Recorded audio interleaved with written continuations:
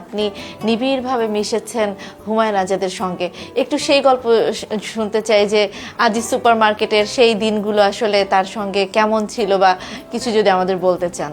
হুমায়ুন আজাদ হচ্ছে কি একটা ভুল দেশে জন্মগ্রহণ করেছেন। তার কারণ হচ্ছে তোমার জমি যদি উর্বর না হয়, তুমি যদি যা রোপণ করো সেটা হয় না। এদেশে অধিকাংশ মানুষের মনন এবং মেধা উর্বর নয়, কিন্তু অনুর্বর জায়গায় যদি উর্বর মানুষ জন্মগ্রহণ করে, মেধাবী মানুষ জন্মগ্রহণ করে, তাকে তো গ্রহণ করতে পারে না, তাকে ট্রিট করে শত্রু হিসেবে।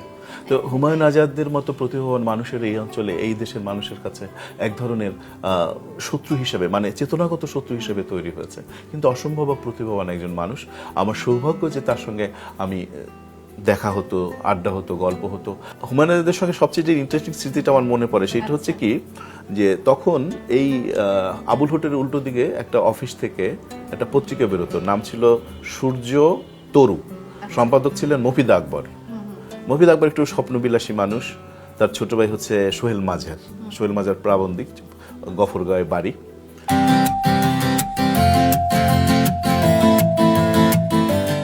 তো মফিদ আকবর একটা ঈদ সংখ্যা করলো। সেই ঈদ সংখ্যায় হুমায়ুন আজাদের একটা উপন্যাস আছে, একটি খুন। সেই উপন্যাস এবং আমার একটা উপন্যাস একসঙ্গে ছাপা হলো। তো আমি তো একদম তরুণ, তাই না, তখন সেই সময়।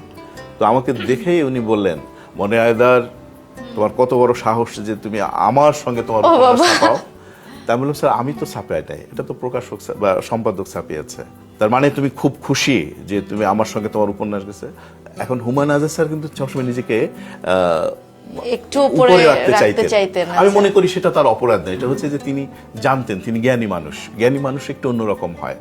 তখন হয়তো আমার এক ধরনের খারাপ লাগলো, আমি মেনে নিয়েছি, জি স্যার আপনার সঙ্গে আমার উপন্যাস ছাপা হয়েছে সংখ্যায়, আমি খুব খুশি। আচ্ছা ঠিক আছে, তাইলে ঠিক আছে। তখন সেও খুশি। এই যে ব্যাপারগুলি না, স্যারের মধ্যে এই ব্যাপারগুলো ছিল। 96 সালে আমার প্রথম উপন্যাস বের হয়, প্রথম বই বের হয় বইমেলায়। তো তখন বইটা আসতে দেরি হচ্ছিল। তো উনি আমাকে বলতেন যে টেনশন করো না, বই চলে আসবে। এই ব্যাপারগুলো আমার খুব মনে পড়ে স্যারের সঙ্গে।